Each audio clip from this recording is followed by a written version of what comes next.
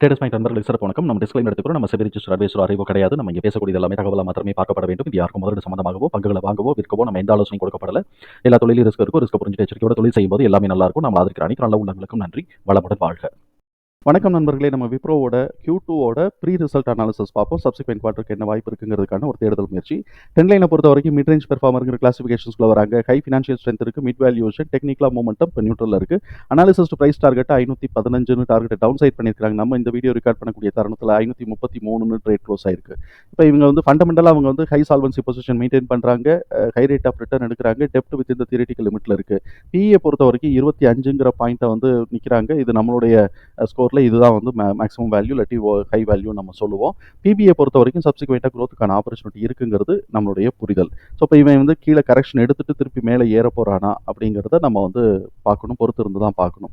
இப்போ இவனுடைய book value 142ங்கிற லெவலில் இருக்குது. கன்சஸ்டன்ஸ் ரெக்கமெண்டேஷன்ஸில் 41 அனாலிசிஸ் ரெக்கமெண்ட் பண்ணியிருக்காங்க. 7 பேர் பை கொடுத்துருக்காங்க, 9 பேர் ஹோல்டு கொடுத்துருக்காங்க, 25 பேர் செல் கொடுத்துருக்காங்க. இப்போ இவனுடைய ஆனுவல் ரிசல்ட் நம்ம பார்ப்போம். ஆனுவல் ரிசல்ட் வந்து நெட் ப்ராஃபிட் 2.7% குறைஞ்சிருக்கு. அதே மாதிரி ரெவென்யூ வந்து 0.4% குறைஞ்சிருக்கு. குவார்டர்லி ரிசல்ட்டை பொறுத்த வரைக்கும் net profit year on year, அதாவது ஜூன் 2024 ஜூன் 2023 கம்பேர் பண்ணும்போது நெட் ப்ராஃபிட் 4.6% இன்க்ரீஸ் ஆயிருக்கு. ஆனால் ரெவென்யூ 3.3% குறைஞ்சிருக்கு. இப்போ Q2Q நம்ம பார்க்கும்போது கிட்டத்தட்ட ஒரு 200 கோடின்னு வச்சுக்கோமே. 200 கோடி ரூபாய்க்கு வந்து ரெவென்யூ இன்க்ரீஸ் ஆயிருக்கு. அதே மாதிரி 200 கோடி ரூபாய்க்கு ரெவென்யூ குறைஞ்சிருக்கு. அதே மாதிரி 200 கோடி ரூபாய்க்கு நெட் ப்ராஃபிட் இன்க்ரீஸ் ஆயிருக்கு. அதனால EPS உடைய லெவல் 5.8ங்கிற லெவலில் இருக்குது. இப்போ இவன் என்ன பண்ணுறான்னா ஒரே ரேஞ்சிலேயே எடுத்துகிட்டு இருக்கிறான். ஒரு வருஷம் ஒரு ரேஞ்ச் எடுத்துக்கிட்டே இருக்கிறான். திடீர்னு அதை பிரேக் பண்ணி மேலே போகிறானா அப்படிங்கிறத நம்ம பார்க்கணும். இப்போ வந்து பார்த்தோம்னாக்க கிட்டத்தட்ட டிசம்பர் 2022 அந்த 5.6லேருந்து 5.1ங்கிற இந்த ரேஞ்சுக்குள்ளேயே இது பண்ணிக்கிட்டு இருந்தான், ட்ரேட் பண்ணிக்கிட்டு இருந்தான். திடீர்னு ஜூன் மாதம் அந்த 5.6 பிரேக் பண்ணி அடித்த உடனே மேலே ஏறுறான் அப்படிங்கிற மாதிரி மேலே கொண்டு போனாங்க.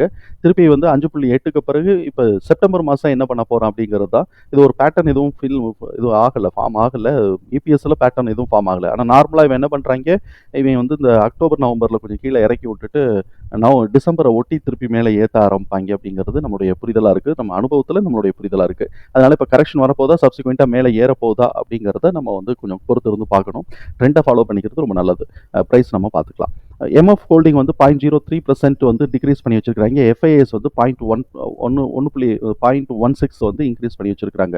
இப்போ நம்ம வந்து இந்த இடத்துல என்ன பண்ணியிருக்கிறோம், நம்ம வந்து ஃபஸ்ட்டு குவார்ட்டரோடைய ரிசல்ட்டை பேஸ் பண்ணி நம்ம பார்த்தோம் அப்படின்னு சொன்னால் 477 வரைக்கும் நமக்கு மேக்ஸிமம் இருக்குது.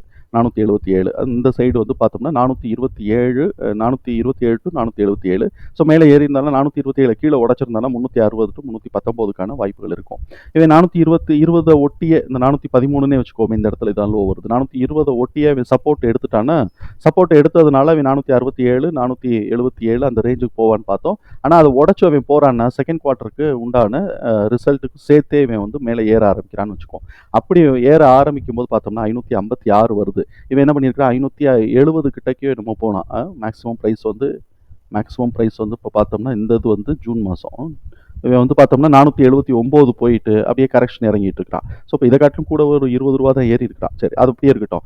அந்த வகையில் இப்போ நம்ம பார்த்தோம்னா 500 டு 506ங்கிற லெவலை கீழே உடைச்சான்னா 442 டு 446 சப்போர்ட் எடுக்கலாம். இல்லை அதுக்கு கீழே போச்சு அப்படின்னு சொன்னால் 395 டு 400க்கு சப்போர்ட் எடுக்கிறதுக்கு வாய்ப்புகள் இருக்குது. இதுதான் ஃபிகர். ஆனால் இதே இது நான் வந்து என்ன பண்ணேன்னாக்கா, இந்த ஃபிகர் நம்ம எடுத்துக்கிட்டோம். அதே மாதிரி வேறு இன்னொரு ஃபார்மில் நான் ஒர்க் அவுட் பண்ணேன். அந்த ஃபார்மில் இருக்கக்கூடிய ஃபிகர் ரெண்டுத்தையும் கிட்டத்தட்ட ஒரு 3-4 ரூபா தான் வித்தியாசம் வர்றதுனால நான் அப்படியே மார்க் பண்ணிக்கிட்டேன். சரி, இப்போ நம்ம வந்து மார்க் பண்ணும்போது 556 அதில் வந்துச்சு, இதில் 551. ஸோ இப்போ 551 556ங்கிற ரேஞ்சை வந்து இவன் பிரேக் அவுட் பண்ணலை அப்படின்னு சொன்னாக்க, இவன் வந்து எங்கே வந்து டேர்ன் ஆகிறதுக்கு, எங்கே வந்து ரிவர்சல் அதாவது கரெக்ஷனோட சப்போர்ட் எடுக்கலாம்னாக்க மிட் பாயிண்ட் ரேஞ்சான 492 டு 459 அப்படிங்கிற இந்த மிட் பாயிண்ட் ரேஞ்சுக்குள்ளே இவன் கரெக்ஷன் எடுக்கிறதுக்கு வாய்ப்புகள் இருக்குது. சப்போஸ் மிட் பாயிண்ட் ரேஞ்சில் கரெக்ஷன் எடுக்கலை, 459 கீழே உடைச்சிட்டான் அப்படின்னு சொன்னாக்க 420லேருந்து 402க்கான வாய்ப்புகள் இருக்குது. 402யும் கீழே உடைச்சான்னா சப்போர்ட் பாயிண்ட் வந்து 360லேருந்து 340க்கு இருக்குது. 320 அடுத்தது சப்போர்ட் லெவல் வந்து 327 டு 302. இது 327 டு 322 இப்போ வரப்போகிறது இல்லை. மோஸ்ட்லி இவன் வந்து இந்த ரீஜன்லேயே தான் ரொம்ப வருஷமாக சுற்றிக்கிட்டே இருக்கிறதுனால நம்ம வந்து இந்த ரீஜனுக்குள்ளே எடுத்துக்கிறோம். ஸோ இப்போ இங்கே பேத் வந்து கீழே கரெக்ஷன் எடுத்தான்னா என்ன பேத் வர்றதுக்கு வாய்ப்பு இருக்குது அப்படின்னு சொன்னால் 492 டு 459 கீழே உடைச்சான்னா 420 டு 402க்கான வாய்ப்புகள் இருக்குது. ஏன்னா 420 இங்கே நம்ம வச்சுக்கிறோம். ஸோ இப்போ 420 டு 402க்கான வாய்ப்புகள் இருக்குங்கிறத நம்ம பார்த்துக்கிறோம். அதுக்கும் கீழே உடைச்சான்னா 360 டு 340 அது அப்போதைக்கு பார்த்துக்கலாம். இப்போதைக்கு இந்த ரேஞ்சை நம்ம பார்த்துக்கலாம். சப்போஸ் இவன் மேலே போகிறான் அப்படின்னு சொன்னால் ஒன்று இப்படியே இந்த நிலையிலேருந்தே இவன் மேலே போகலாம். 644 20 ப்ளஸ் ஆர் மைனஸ், அதனால் 660 வரைக்கும் போட்டுக்கலாம்னு வச்சுக்கோம். 644 மேக்ஸிமம், நடுவில் வந்து மிட் பாயிண்ட்டு 596 இருக்குது.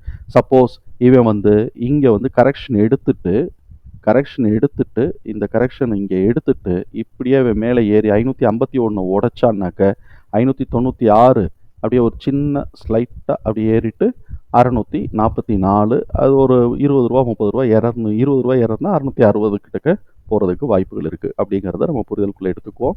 இதில் எது நடக்குதுங்கிறத ஆக்சுவல் ரிசல்ட் வரும்போது தான் நமக்கு ஓரளவுக்கு நம்மளால் ப்ரிடிக்ட் பண்ண முடியும். இப்போதைக்கு ப்ரீ ரேஞ்ச் தான், கீழே இறங்கினா இந்த ரேஞ்சு, மேலே ஏறினா அந்த ரேஞ்சுங்கிறத நம்ம புரிதலுக்குள்ளே எடுத்துக்குவோம். தகவல் பயனுள்ளதாக இருக்கும் நம்பரை. தகவல் பயனுள்ளதாக இருந்ததுன்னா சங்கருக்கு ரொம்ப சந்தோஷம். நம்மளை ஆதரிக்கிற அனைத்து நல்ல உள்ளங்களுக்கும் நன்றி. வளமுடன் வாழ்க.